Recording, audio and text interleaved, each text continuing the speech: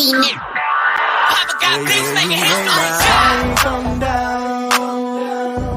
Ooh, you make my high come down. Always tripping when you come around. Never have to cut you out like right now. You see, I don't have to drive me. You can say that for your mama. Maybe you should smoke some. Me try the marijuana. I was never you good. The vibe was straight. Shows you a couple of things and they feel the change. I treated you right. Everything was a gift from a time to your bag and the color on your lip. Welcome to the Seahawks Man to Man podcast, powered by The Athletic. Shout out to the company. My name is Michael Sean Dugar. I'm with my co-host Christopher Kidd. Make sure you follow us both up on the tweet machine, and also make sure if you're one of our audio listeners, go to YouTube, type in Seahawks Man to Man, hit subscribe, then come back to Spotify, Apple, wherever you're doing. Chris, talk to him. What is up, everybody? It's your boy Christopher Kidd. Be sure to follow me on Twitter at CKIDD206, and that's CKid206. All right, we are back with an off-season episode of Seahawks Man to Man podcast. We have our first off-season guest of 2022. He is a recurring guest at this point. He's making his second appearance, I believe, on the Seahawks Man to Man show. Debuting on our YouTube channel, we have KJ Wright joining the program, aka the Elevator. I'm always going to use that nickname. KJ, what's going on with you, man? Welcome to the YouTube version of the show. What's good, fellas? How y'all doing? Can't complain. We man. are doing okay. Happy to have you. I think this is now what, second player to come on twice. And I think Quandre did two. Yep. So KJ's, or maybe Cliff did two. Cliff as well. Cliff did two. So that's three. Although Cliff's retired now. So welcome back, man. How are you doing, man? How was the year in Vegas? Glad to be here, man. The year in Vegas was fun. We got 10 wins, made a playoff berth, went through some adversity and throughout the season, like a lot of teams do. But ours was more than I would have liked. But no, it was fun just to see the other side. I kind of always deep down inside wanted to see what the other side was like. Like everybody say the other side is you don't want to go see what it's like. Stay inside of your whole career. And I'm like, guys, it can't be that bad. And so I wanted to see what it was like, and I had a good time. Made some new friends, and playing in a new city, new stadium. So I enjoyed it. I bet you did. It was always, 75 and above. The rain never happened. You're smiling all the time. I'm sure you enjoyed every second of being out there, man. I had a pool at my house, a hot tub. My kids came in town. Let's go in the backyard and kick it. There you go. This is a good spot. I do got to correct you, KJ. You guys didn't have normal adversity in Las Vegas. I would argue that the 2021 Las Vegas Raiders probably had one of the wildest seasons in NFL history. I'm not even joking. Like, between having the first, like, this isn't wild or negative necessarily, but it was a big headline having the first openly gay player and active player in NFL history, which was like a footnote now after you lose John Gruden for the reasons you lost John Gruden, Henry Ruggs, Damon Arnett. What's my man's name who got the DUI just recently? Nate Hobbs. There was all this off seasons. It was everything but football was the focus of y'all. Losing your coach, like y'all went through a lot. It's amazing y'all made the playoffs. How did you guys weather all that last year? Man, two things. First things first, I believe our head coach was freaking awesome. Coach Rich Bisaccia. I was thoroughly surprised that they did not hire him. It's you go through all this stuff and you have a guy in the building that led us, that guided us, held guys accountable to the season we had. And I believe that he should have had another opportunity to do it again, getting the man OTAs, and the players loved him. Like everybody literally loved this dude. He was a special teams coach in the beginning. And so he had an impact on everybody in the building. And so I believe that he was one of the main reasons. And the second reason was like guys like in the locker room that like guys like we know what we're up against. We don't want to let this season to go to waste. Just we can look for every excuse in the building to like we've been through too much. Let's just throw in the towel. But the leadership in that building was tremendous, and we stayed the course. We stayed afloat, and we got it done. Yeah, you guys finished some crazy game with 6 walk-offs. I think man, that kicker Carlson, that too. Clutch. I've never seen a kicker hit that many game-winning field goals in a season like. The one in Dallas, the one in Cleveland, the Chargers, like dude has so many. And so hats off to him with his composure and poise. It was pretty cool. Yeah, because even with the off-field stuff is all I named. The on-field was crazy. You guys was leading the division, then we hit a losing streak, then hit a winning streak. Like you start off 3-0, then lost like 5 in a row. It was something crazy. And then we need to win the last 4 games to make the playoffs. And we got it done. Yeah, very, very, very impressive. In a year defined in Seattle by how they did not finish games, seeing that Raiders team finish those games is pretty crazy stuff. I tell my homie Tashawn Reed, like, "Hey man, you covered the Raiders this year. Write all that for a book, bro, because that was a that was a crazy season." But we are here to talk about the Seahawks. Full disclosure, I wanted KJ to come on to talk about the defensive coordinator firing. Obviously, with our last episode was me and Chris talked about Ken and that decision and the defense. So everyone kind of knows how we feel. So we want to get in how you feel because you know defense better than me and Chris combined. But I know Norton's your guy. He's Bobby's guy. He's Bruce Irvin's guy. You know, like anybody who's a young linebacker under him loves him and he's their guy. But I want to get into why before we talk about the schematic part of things. Like, why does Ken Norton mean so much to you personally? Yeah, I believe that I don't believe I ever had a coach that loves me the way that Coach Norton loved me. It's like he literally invested so much into me personally on and off the field. Like I remember my rookie year, like I was struggling. Like everybody claimed I was about to get cut. I wasn't looking good. This man literally we woke up at like 6 a.m. He was like, meet me in the indoor facility. Because I was playing Mike Becker. He's like, we about to go through all this defense, and you're going to sit there, call the huddle, tell me your run fits, tell me your pass drops, and we did that for like 3 days straight. And it's like, what coach does that? Like who does that? And he just invests so much time into you. Had me to his house for every Thanksgiving, watch the boxing matches, just whatever. And so the man is just forever gonna be my guy. And the way he invested into my career, into like my mentals off the field, like I believe that no other coach in the league does that. I wanted to get that out there because you, KJ, you can admit you're a little biased, right? Like because it's your guy on the firing. So what was your initial reaction when you found out that Pete or whoever had decided to move on from Ken? Well, my initial reaction, I was upset, obviously, but my initial reaction was like, where is this coming from? Like, who is it coming from? If it's Coach Carroll, if it's above Coach Carroll, like if it was above Coach Carroll, let's say it came above him and somebody said changes got to be made defensively.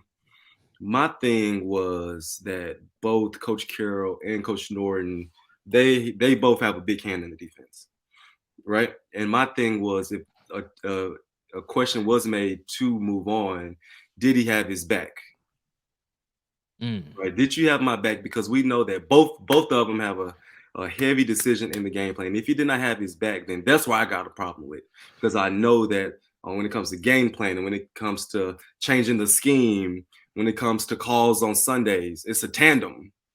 And so that's why I've been upset is why is the finger being pointed here? Because if it's anywhere, it needs to be on us, not just on one person. I want to go into like when people say it's Pete Carroll's defense, right? We've kind of been hearing that for like a decade.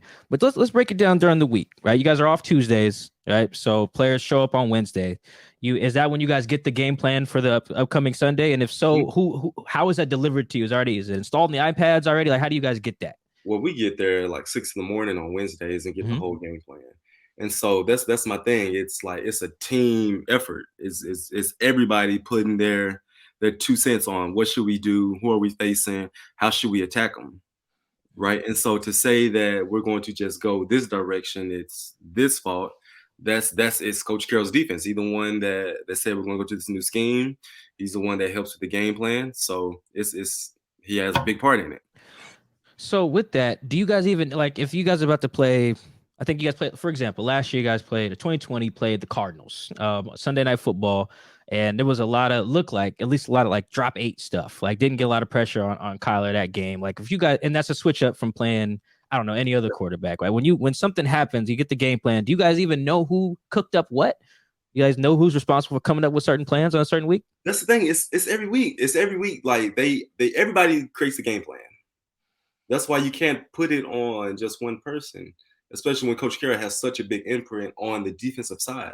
And so I know that it's everybody putting it together. And obviously, if I'm the head coach and you come up with a game plan that I don't like, what am I going to do as a head coach? I'm going to change the plan. We're not doing that. We're going to go in this direction. I don't like that. We're going to do this. So obviously, and so that's when it comes to game planning and I'm the head coach, it got to get cleared by me. So one thing that I've talked about a lot, and that's just hearing from a bunch of people who played in or coached in a Pete Carroll system on defense, is that like you said, it's a tandem. There's not a ton of autonomy in that particular position. For what it's worth, coaches have said that about the offensive side of the ball too, working for Pete. Now that you have seen the other side, is that different? Like, did Gus working for Gus Bradley and John Gruden, did Gus have more autonomy than you saw some coordinators have in Seattle? Yeah, like you just, for example, like John Gruden only cares about the offense. As long as the offense is going, I'm a happy camper. And that's why he hired a defensive coordinator. I trust you. You've done it, and you've proven yourself. So this is your baby, and run with it. And I'm sure that John Gruden was not in the defensive staff like, hey, are we running cover 3 or what are we doing this? He was focused on his side of the ball. Makes sense. So, yeah, and I believe every team's different. Every team's different, and the way that the Seahawks are structured, defensive-minded coach will be on the defensive side. So now I want to go into the game. This is how the game planning works. Do you guys even know who's making a given call, since it's all relayed through Bobby, right? So do you know if like Ken made this call or Pete made this call or yada yada? Yes, like if you, I was watching a lot of Seahawks. Obviously, I played for them, but I watched them. If you guys watch carefully, and when you watch the TV copy, you will see somebody in somebody's ear, and it's like like I said, it's a team thing. Obviously, Coach Norton makes the calls, but obviously, Coach Carroll has an imprint on certain situations. Let's do this, let's do that, and Bobby makes the calls. Gotcha. And so that's what I get frustrated about when I see it, because like it's easy to say you're the reason, you gotta go. If me as a leader, if this is my thing, like we were in this thing together, so I need to take just as much blame as anybody because I'm the guy. Right. It's easy to just fire somebody. I'm the guy that had a big part in this. So should Pete have just fired everybody? Fired himself? Like how does that work? Nobody need to leave. That's okay. You want to run it back? Gotcha. Okay. Let's run it back. Like fix holes. Let's run it back. Like we didn't make the playoffs, obviously, with a lot of different factors. As you saw, like we didn't. Guys got injured. We didn't have our best pieces out there. Let's run it back. Let's give it another shot. Who said that just because you didn't make the playoffs for the second time in your regime that you got to just jump ship? Based on that, would you say Seattle was capable of having a championship caliber defense with Ken Norton Jr. as the defensive coordinator? Let's get one thing understood. Personnel is what gives you the game. Is what wins the game. Dan Quinn, who became a head coach after us. You know how many plays? You know how many calls Dan Quinn made in the Super Bowl or throughout the year? The man called like 4 plays. Talking about with the Super Bowl, with the Seahawks, not with the Falcons. Yep. Let's be clear. So, does that make him a miraculous mastermind at defensive coordinator? Need the personnel too. You need the personnel. I was looking on TV like, who the hell do they got out there right now? Like, I can't name half of the fools out there. Who had Carlos Dunlap on the bench for a good part of the year? Yeah, that was who did that? Who traded for or who signed a free agent and one of your top free agents at cornerback, but got rid of him because he didn't pan out? Kello Witherspoon. Yeah, you're talking about Kello. Yeah. He was their highest paid corner at the time he was traded. Who got one draft pick like in the draft? They had one guy to draft. Referring to Trey Brown, their 4th round corner. Is that defensive coordinator? Okay. Everything starts from the top and go down in anything. Yeah. Any successful business, any successful marriage, relationship, everything starts from the top and go down. Yep. Speaking, go ahead, continue. No, you go ahead. Speaking of personnel decisions, Mike and I, we were always wondering, dropping players into coverage, especially you mentioned Carlos Dunlap. He had a really good season last season when he came with the Seahawks. He came in and fit right in, got to the quarterback. This year, they switched up the scheme a little bit. They had more D linemen out there dropping into coverage. If you were in that situation, how would you have just made Carlos Dunlap just a pass rusher? Would you have changed anything? Because it sounds like for what you're saying, just run it back, right? Would you have changed anything from previous seasons based on the talent that you have with this defense? Yeah, I wouldn't have. Look, here's the thing. The reason why I left was because of the new scheme. Oh. And you wanted You wanted guys rushing off the edge. If that's what you're gonna say you do, you got to do that. Mm. You can't take you guys rushing off the edge and drop them in the coverage. Hmm. You got to rush your rushers and drop your droppers. And so when you see that, that's like, what's going on? Why is that being done? And so it's not that you just revamp the whole game plan or revamp the whole system. You just got to do what the system requires. And if you don't want to do the system requires, if it's so in your DNA to drop guys, then get the right personnel back on the field to do what's in your DNA. So I'm gonna ask this because the defense did change in going into 2021. Though it does change is an interesting word because it does seem like it was an extension of what you guys were already doing in 2020, like the going from the 4-3 to the 3-4, the bare front as the new base, where you got you're basically running Al, Puna, and what else they have out there? LJ Al. sometimes. No, Rasheem. It was like yeah. Al, Rasheem is like a big the three big end. guys and the two. Yeah, three big guys, and then like two Daryl. speeds. Yeah, and then Carlos. Well, actually, Benson. Yeah, yeah. Carlos So got yeah, the benched.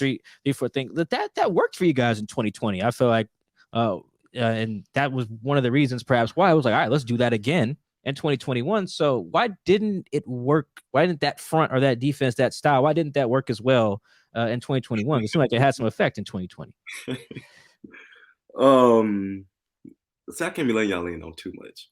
Well, I thought you were laughing because you were gonna say that because you weren't in the defense in 2021. I thought that's what he was gonna say.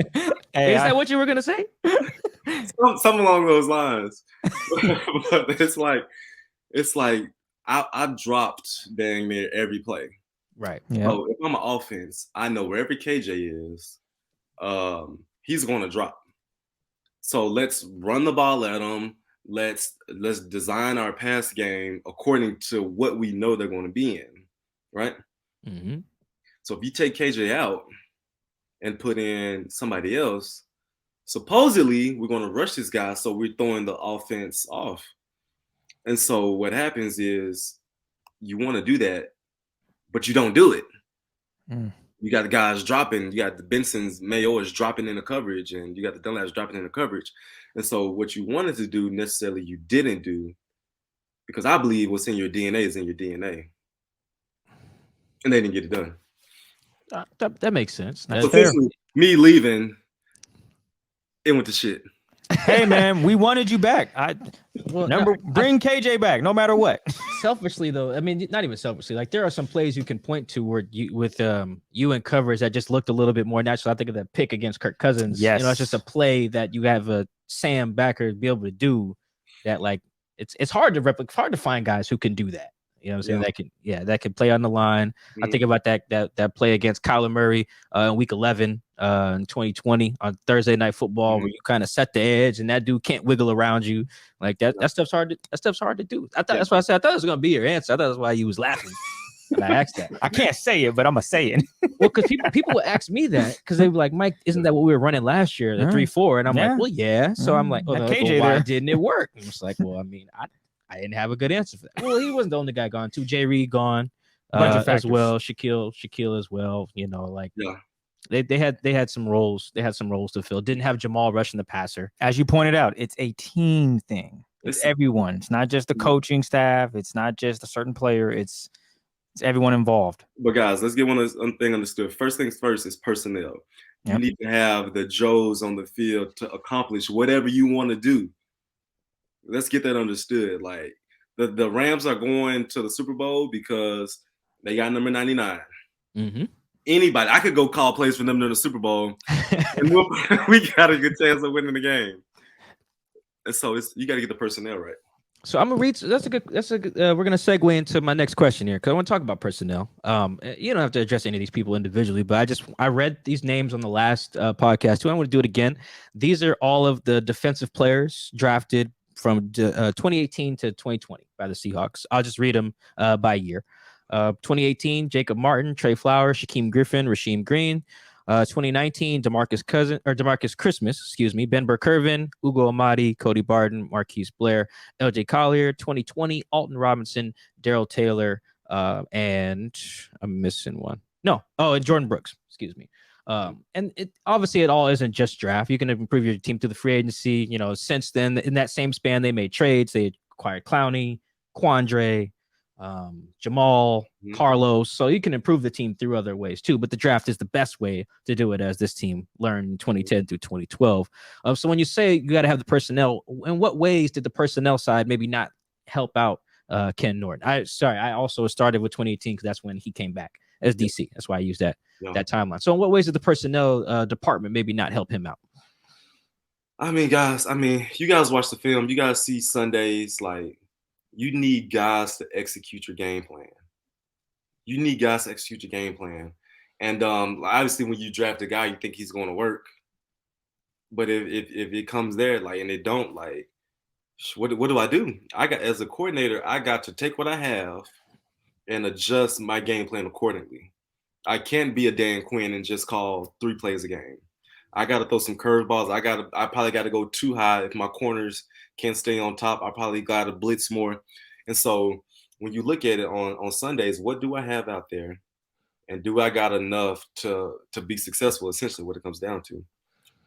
Were there any areas then? Because I mean, it's at the end of the day, while that is true, it's still a results-based business, right? Like the guys who get the DC jobs are the guys whose defenses are like top 5, you know, whether in scoring or we have a lot of fancier metrics now, DVOA, EPA per play. There's a lot of ways to measure defense. And however, whether it was personnel or other stuff, for the last 4 years, Seahawks defense didn't have good numbers. You know, the pass rush faltered a lot of time. Run defense was pretty consistent in the last 4 years, but overall, it wasn't ever really even a top 10 defense. Were there any areas that, even given the personnel stuff, that Ken could have been better, or Andre Curtis, who also got canned in this? You tell me, what should they have done? Ooh, do we got one? I love when KJ spins one back to us. You got anything, Chris? I do. You go first, though. Go ahead, KJ. Go ahead. Everybody got the answers. You tell me, if I got a player that's you guys see what Sherm said the other day in his podcast? With Cliff? Yes, I believe I know what you're talking about. Yeah. If I get rid of a Richard Sherman, and put in somebody else, should I be surprised about the results? I would say what the Seahawks should have done was bring back Shaquille Griffin. That's where you start. Mike told me a few weeks ago, he was like, to be honest, Chris, if they want to pay you, they will pay you. Yeah. That's any player, not just Shaq, any player. To make that clear, that's any player, right? Mm-hmm. And in my head, I'm like, damn, they really could have brought him back, and that could have filled a void to where they don't have to go and get Keller Witherspoon. Things of that nature. They could have Shaquille Griffin. Go ahead. Well, how about we keep a Frank Clark who's already in house? Yeah, those are decisions that are being made that put the team in the position they are in now, where they're saying, well, we have the personnel. We thought, no, you did have the personnel. You thought you could, we'll let them walk. We can bring in these guys and develop them, and they'll be the Frank Clarks. They'll be the Richard Shermans. They'll be the KJs, the so on and so forth, which is a possibility, but it didn't show. If you got it there, then don't let it go. How you go. about on draft day we have some fun and we have a chance to actually hit on somebody versus just have an opportunity to just hit on one person. Is it my go? Go ahead, Mike. It starts from the top down, fellas. Yeah. You can't just start from, we're gonna go look at this. Let's see what happens to lead to the mess. So that's all I'm saying. I want to get that clarified real quick. So if I was to summarize this right, you think that Ken, based on what he was given and the control that he either has or doesn't have over a defense when you work under Pete Carroll, he maximized what you could get out of the rosters he was given. Yes. That's all I'm saying. I'm saying it's easy for fans, because I believe media pressure has a lot to do with everything. I believe media makes the world go round. Mm-hmm. And I believe that when you see, get rid of this person, he's not doing this, not doing that, somebody may see, this is a problem. Maybe we need to address this. It's easy for media and some people to control the narrative. But if you're in the building and you know what's real and you've seen what you've done, then people in the building need to be honest and keep it real. No, this is not the problem. This is the problem. And this needs to get fixed in this way, not just taking the easy way out and going with the narrative.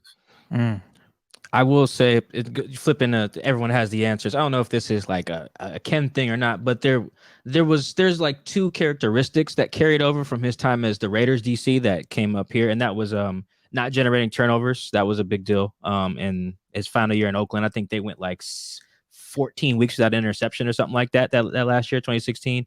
And obviously the other part of this, the second thing is the pass rush. Now, when you trade Khalil Mack, your pass rush is going to get worse, which speaks to personnel, like you're saying. But that was another thing that was a characteristic, quote unquote, of the defenses in Oakland in 2015 to 16.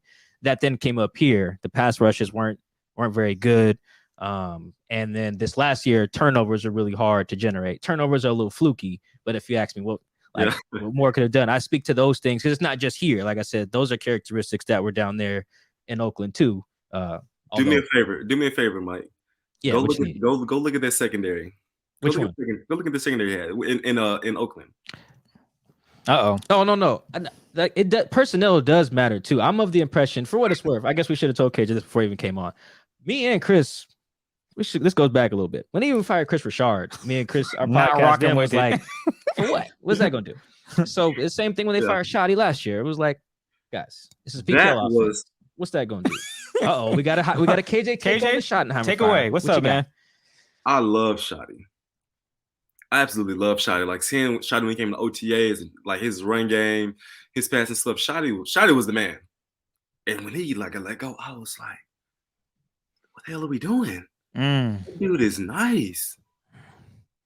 And so hands off the wheel. Yeah, I don't know. Where they came from, who they came from, why it came from them. We could do a whole podcast on where that came from. Might need you back, KJ. Yeah, no, I mean we could have a bunch of people on to talk about that. That was the same guy calling the plays during Let Russ Cook when things weren't cooking so good. It's the same guy. Ooh, man, this Raiders secondary in 2016 was very bad. That's why KJ said, look it up. I'm not saying it's good. I'm just saying like that's if I was to. The other thing I would critique as well, because I do think every coach needs good players. Like I think specifically you need great players on defense. Because a lot of times you're only as good as your 11th guy, particularly in the playoffs. You got one weak link, an elite quarterback or an elite schemer will figure that out. If your inside linebacker can't tackle, like they're going to just spam runs at him until he learns how to tackle, or you're going to be the Rams and lose to the Niners 6 times in a row. That was one reason why Shanahan kept beating McVay. He just dared his linebackers to tackle with all those runs, and he just couldn't. But another thing I would critique though too, I don't know if it's a Ken thing or a Pete thing, the trading for Jamal and using him the way they did in 2020 to success. Jamal was very good in 2020. Yeah. And then to allow other teams to basically in 2021 take his strength away, which get into the quarterback.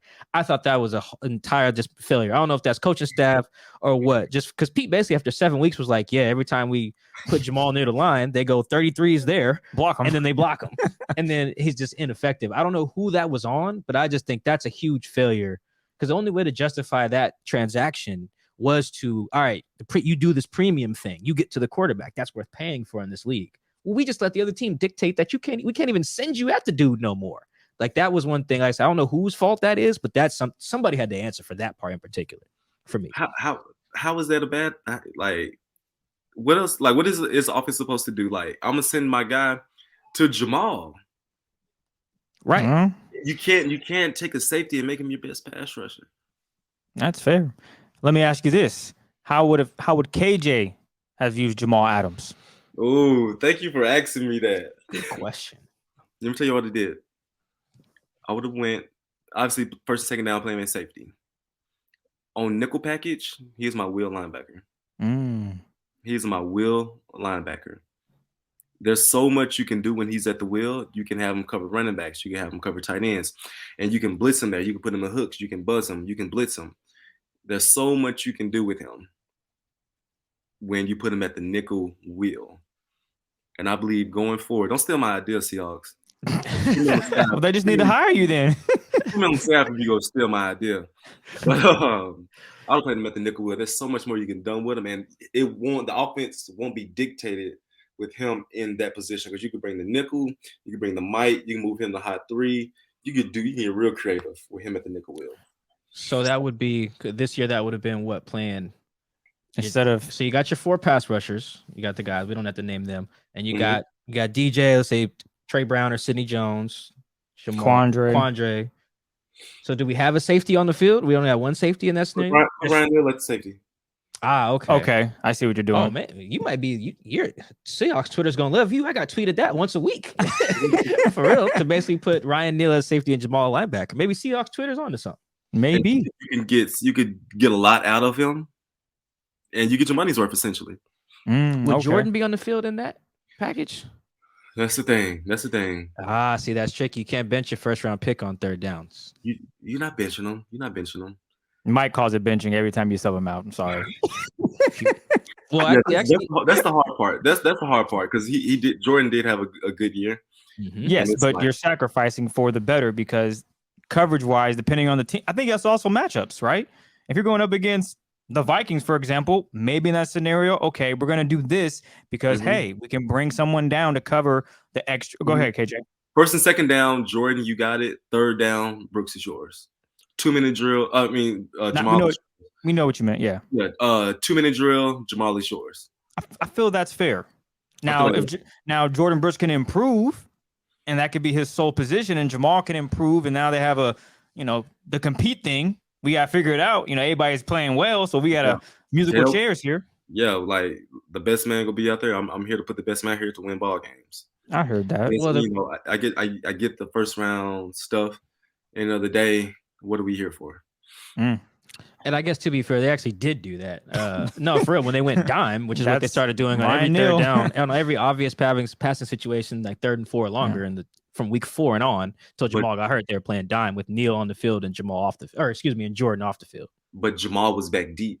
Yeah, in that situation, you don't want him deep. Put Jamal in the close. Box. Put Jamal in the box.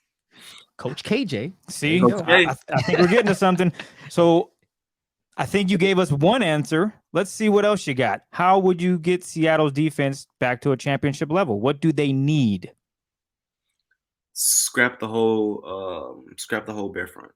Yeah, I agree with that. That was so. That's the 3-4 thing. You're saying get rid of dropping your. Yeah, don't do that. Okay, scrap it. Let's go back to over defense. Sam, Mike Will, essentially did what the Raiders did this past year with Max Crosby and Yannick Ngakoue, 2 rushers coming off the edge, and and we can get creative on the back, and we go quarters, we can go cover 3, but the base of our defense is not going to be this bear front. As you saw, sometimes they had Jordan on the line of scrimmage. Yep. You off the ball. You're off the ball backer. Stay off the ball. You don't need to be down here center edge. Stay off the ball. Come downhill. Bobby, come do your thing. Run the defense. That's what I would do if I was a coordinator. If I was a head coach. Wow, my mind is my idea. Don't steal my idea. I know y'all want to. So here, I'm gonna throw this out there because the bear front seemed to be a change birthed out of a lot of the outside stuff that was killing the Seahawks in the 2019. I'm thinking of all like the Deebo Samuel stuff, the jet sweeps to Robert Woods in those Rams games. So it seems like the change was birthed out of that. You're saying get scrapped that as the base. Are those things no longer a threat? Like, did you guys figure out a schematic thing outside of the bear fronts that stops the Robert Woods jet sweeps, the Deebo Samuel outside stuff?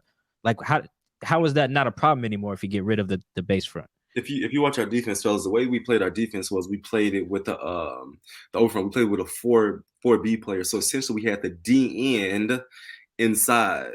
We had the D end inside. The way that we did it with the Raiders was the D end was outside. You got him in the 6th inning. You got a guy outside, and so that'll help you with the boots. What was really killing us was the boots, like right, yeah, that as well, yeah. And there would literally be nobody else because he's inside, and the other guy's dropping. So essentially, kick him out, run a true over front, and that way you got, and it helps with the pass. It helps on first, second down passes, help with the boots, play action, and just like we did it because we had Red Bryant. Yeah, we had the 4B player is what we call it. We ain't got no Red Bryants. Ain't no Red Bryant came in the building since he left. At you. How important is having Bobby Wagner on the Seahawks defense for 2022? It's mandatory. Any chance of success, you need your walk-in Hall of Famer on the football field. You need him calling the plays. You need him in the building to make sure when things go bad, when certain guys start throwing tantrums or getting upset, you need Bobby in the building. You need his playmaking in the building. You need him to help the coaches If they start tripping, I don't know about this, Coach Vince. Let's do this. And so it's 100% mandatory. And I know I've heard stuff surfacing around, salary cap, whatever, but they need to go elsewhere. And I guess the reason Chris asked that question is because right now the topic is in Seattle. Bobby's cap hits $20 million in 2022. By trade or release, they would save $16 million, which sounds like a lot of money to fix whatever other areas you want to fix. But I think all three of us are in agreement here. How much can they save within an extension? Yes. Well, yes. We're all in agreement here that Bobby needs to be on the team for as long as Bobby wants to be on the team. But yeah, so you can create a lot of money with an extension, add some void years. You can get real creative with the salary cap stuff. And Pete Carroll, for what it's worth, didn't even suggest that that's even an option. He was like, why would we think any other way than having Bobby on the team? Because Pete's not no dummy. He's seen life without Bobby before. It ain't looking great. Some things just makes no sense, and if you choose to go in that direction, like, you're essentially saying we're starting over as an organization. Yeah. All right, we're starting over, and the playoffs don't even make sense. We're going to just really start from square one. Damn. I'm curious about what you think. What makes a good defensive coordinator? What makes a good defensive coordinator? Because they're going to need one to get back to championship caliber level. So what does that guy need to bring, whoever that is, for this defense to get where it needs to be? I know we talk about personnel stuff, but he can't control that. He can only control what he does on the job. So what does that new guy need to bring to this defense? I think, first of all, he got to work well with his staff. Like, he got to have first of all, a good defensive coordinator needs a good support system. Like, if you got a defensive coordinator and you got another guy on your staff that got his own agenda or don't agree with how you operating, that's going to create ruckus, and that happens more than y'all think. Like, coaches need to be in sync when it comes to a season, and if you got somebody on your staff that's not in sync with you, then it's not going to flow well. So this is the first thing the defensive coordinator needs. He needs a good staff. Secondly is, like, when it comes to personnel, he needs to see what he has and put guys in position to be successful. If I got a corner out there, like we had a corner this year, it wouldn't have been as best for us to run a lot of man because it would have been smart. But we need to see what we got and act accordingly. And you need some creativeness too. You need some creativeness, like creative side. You can't do the same stuff over and over. You got to do your studying across the league, see what teams are doing. How can we master this and get creative? But your core principle, that got to be solid. With Ken unfortunately out, are there any defensive coordinators that you feel would come into Seattle and bring that? Here's the thing: whoever comes in, will do what the gray hair man says. Well, something we've talked about before. Yeah, like you gonna do what I say. All right. Nail in the coffin. We get it. How would you feel about Clint Hurtt being a DC? I love Coach Hurtt. I think he awesome dude. I think he gels well with the players, develops them well, and I believe that if he can work good with Pete, then he'll be all right. The key there, working well with Pete. I feel like that's good that KJ saying that. Oh yeah, because we've been saying this. KJ, you understand how much I tell him, like, guys, it's a Pete defense. It's a Pete defense. It's Pete's offense. Pete's everything. We mostly did it last year with the offense, explaining to people like your offense is it's a product of your quarterback. Right? Whatever your quarterback is good or bad at, your offense will largely reflect that over time if you keep the quarterback. Yeah. If you change play calls, he only changes so much shit. He's only going to call so much stuff if you have the same quarterback. And I feel like defense is very similar in that way. Like you need to change a lot for it to look completely different. That's why it bothered me so much. Like, it's a team. It's a tandem. It's really a tandem. And if I can't just put the blame on you because I had just as much in this as you did. I understand you have a pretty good relationship with Ken. Have you reached out to him? Have you spoke to him since then? And how is he doing with all this? I haven't talked to him. Oh, okay. Gotcha. Give him some time. And, this is hard. Like, getting fired is, I mean, I'm sure it's hard. And so, like, I do know him. I know he go bounce back like the champion that he is. And so just got to take some time. I do wonder one last thing on personnel, because anybody listening to this show frequently, me and KJ are aligned on this personnel thing. And no, we did not talk about this beforehand. Like, I'm just a big fan of, because I think if you can give me some, if I have a decent quarterback, you can give me some average players on offense. I can scheme them open. You know what I'm saying? I can scheme up a decent defense. Yeah, like, well, Kyle Shanahan's got some elite players too. Like George Kittle's an elite player. You know, he's had some guys who, when you put the ball in their hands, they're very good. But yeah, he's a good example because his quarterback's not very good, and he still has great offenses. Defense, I feel like that's so much harder. Like, and I feel like the coordinators that have left here have learned that. It's like, oh, wait a minute, I can't leave Seattle and just run a bunch of cover 3 in Jacksonville. No, like, well, no, coach, we don't have Earl and Cam, so no, we can't do that.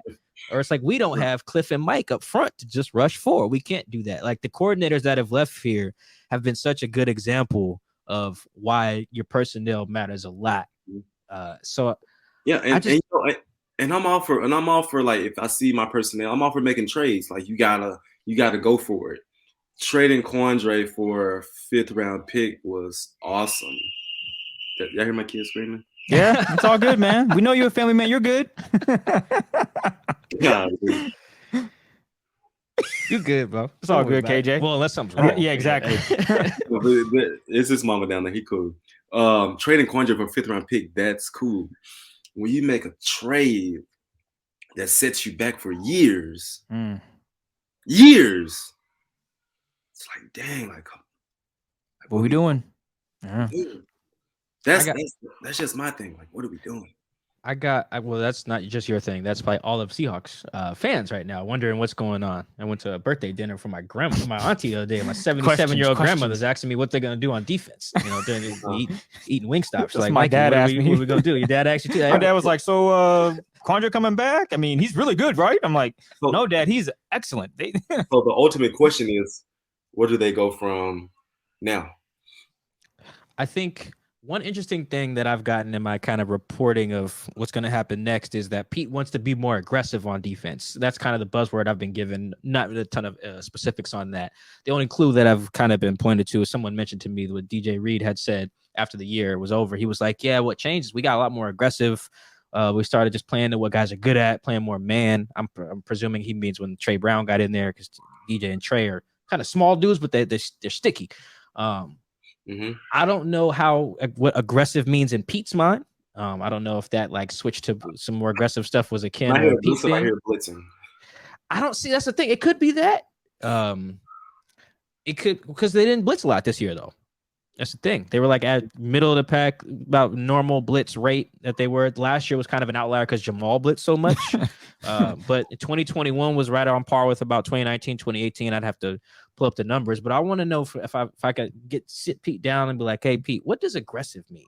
Like, if you're going to do that, what does that look like? Does that get back to sending Jamal? Does that mean, bringing back DJ Reed, Trey Brown, and playing more man? Like, I don't know what that means. Yeah, and also man is more aggressive. Man creates more opportunities, get stickier, get tip balls and pass breakups. And but there's some zone coverages that you can like more match up, because like what we did and like was more spot drop, read the quarterback. Some zone drops, it's like matchup. Like, this go guys here, you go here, et cetera, et cetera. So there's different stuff you can do. And so yeah, they got to get back to the drawing boards. And whoever comes in, like, whatever happened last year, it can't continue. And I would personally just start back to what I know. I would stick to my DNA. So we got one more question for you. Well, 2 more, but one more like football schematic thing here is that last year's Seahawks defense was very interesting in that it was very good situationally. The numbers were like top 10 in 3rd down, 4th down, goal line, red zone. Also eliminating explosive plays. I think they were like top 10 there as well. And then pretty much bad at everything else. I'm not even gonna lie. Like bottom like no third pass league. rush. Sorry, run defense was also top 10 as well. So run defense and then situational football. And there was a lot of debate about locally here, like, okay, is the defense good? Is it not good? What counts as good? Like, they were top 10 scoring defense, but given 1 million passing yards. And like, so when you guys were players or even coaches, I don't know, what besides obviously if you win the game and how many points you give up, what constitutes a good defense? Like, what numbers are you guys using the building to quantify that? I believe what quantifies what a good defense is scoring defense. Okay. Scoring defense, but really his important thing is like a defense that could complement the offense. Like 3 phases playing together. Like how do we get our offense in good field position? Do we get the offense the ball back? Are we is our time of possession short versus our offense? Like complementing the offense is what I really look at when it comes to a really good defense. And I believe that all phases got to complement each other. And so when you look at the defense, did they help their offense out? Okay. Speaking of phases, it sounds like from the answers you've given us today, coaching might be a phase you tap into, but there could be bigger and better things. You talked about on KJR, you were saying general manager, even though the hours are crazy, maybe. But what does KJ want to do in the future? Yeah, KJ wants to stay around the game. I want to stay around the game. I don't want to become no car salesman or whatever. I don't want to start. You'd be a dope car salesman, though. I'll come buy a car from you. I want to stay around the game, but what I really want to have an impact on people, and I want to be connected with people. And I believe that I got a really good skill set when it comes to bringing people together, all on one page, and just building something special. So I don't know what exactly that is, but I'm gonna figure it out. Okay. In the meantime, play some Sam linebacker here because you're not retiring, right? You got some more football in you. Still want to play, right? I want to be happy. I want to be in a situation where I'm happy. I want to be in a situation where my family is with me because I know my family were with me last year. They were not with you last year. Yeah, they were not with me last year. Ooh. So yeah, that was a beast. 5 months sleeping by yourself. I couldn't. Like I said earlier, I couldn't sleep. Like when I first got to Vegas, I couldn't sleep at night. Yeah, family is key. Yeah, my mentals was all jacked up, and so it had to be a really good situation. Okay, well, hopefully the Seahawks are like, hey, KJ, we messed up. You know, what do you say, man? Yeah, and I'm telling you guys, there's a role to. There's a position where I could come back and play, and everything is all good. You hear that, 12s? The door is open. Yeah, Seahawks, stop playing. Never close. Never close. Shouldn't be. Shouldn't close. One more thing though, KJ, before we get you out of here, we do this with everyone. We appreciate you tapping in with us, and every time we've had you on from our first time until now, even on the radio show when we did over the summer, it was a blast. But we also got to get some help. So based on the times you've been on with us, who do you think would be a good fit to come on Seahawks Man to Man that you also got to help get? All right. That's another thing. You got to help us get whoever it is. Who do you think will rock right with us on the pod? All right. Let me think. Thank you for remembering this question. I always forget. Who do I think will rock good on the pod? Yep. Good conversation. You know the drill. Yeah. Obviously. Remember that stipulation too. You gotta help us with this. You can't just say a name like, oh, by the way, I don't know how to connect. Y'all should get Peyton Manning, and then don't help. This guy would be perfect, but I know he probably won't come. This Cam would be perfect. Cam, you know Cam. You said probably. I will answer that for Cam on here. Cam not doing it. Well, we thank you for that. So let's eliminate Cam. Let's try another name. Yeah, I'll eliminate that one. I will personally say he's not going to. I would love him to. Hey, Cam, come do the show, but he's not. Russell, probably not. I'm working on that one. Would be awesome. You got to limit his answers though. Like Russell, you can only give a minute answer. No, I would do the opposite. I would tell Chris, hey bro, make sure your laptop is charged. We're going 3 hours if that's what he wants. It's gonna be like an episode of Drink Champs with Nori. That thing is less interruptions. Yeah, I'm gonna let him rock whoever he wants. All right, come on. Who else you got? Dang, KJ, what's going on, man? I know you got someone in there. Come on, man. I think somebody that fit the brand, like somebody that can like gel good with the fellas. Yep. That want to be on. Check. Fellas, y'all stumped me with this one. I'm sad. Oh man, our first stump. Well, we're gonna put the pressure on Bobby. Who did Cliff say? Cliff said Marshawn. Yeah, but Marshawn to come. You think Marshawn to come? I think we can get him. I'll talk to Cliff again. I'll reach out to him. Yeah. I just say it's a possibility. I say we use this time to pressure Bobby. Coming on the show. Yeah, you know what? Send Bobby a text because Bobby's been, oh yeah, I'm gonna do it. And yeah, we haven't done it yet. So you know what? Hit up Bobby. Mike's been talking to Bobby. Okay. Hopefully we can get something done. I got you. I think Bobby has set the record for times committed to coming on and not. So I'm gonna put him on blast there. He's probably said yes, I'll do it about 3 times. What'd you say, KJ? Full court press. I'm like. Well, I think Mike has. Mike's like, I already hit him. Like, I'm about to, he's already, he clearly, he sees me. I said, what's up? It was like, yeah, I'll come on. And how your schedule looking next week? Monday through Friday. What works for you? I tell you this now. Mike has literally done it. No, we're going to do it, though. We're going to do it. Last time I reached out, he said the Wednesday after the Super Bowl. So we're sitting here. What day is it? It's January 31, Monday. Yep. So that's what day is that? 2 weeks out? That's what it is. Hell, we got Doug on. All right, we can do it. We did get Doug. That was right. It was a good show. It was a good show. Okay, Jay, man, we thank you for your time. We appreciate it. We hear the young man yelling in the background. Is there anything you want to tell the 12 before you get out of here, man? No, people in general. No, just when you watch the game, watch it from a holistic standpoint. That's all I'm saying. That was deep. Watch it from a holistic standpoint. Yeah, I will say this, KJ, before we let you go real fast. It's very hard. Like, I watch film a lot of the time. Like, I was just watching film today. Mm-hmm.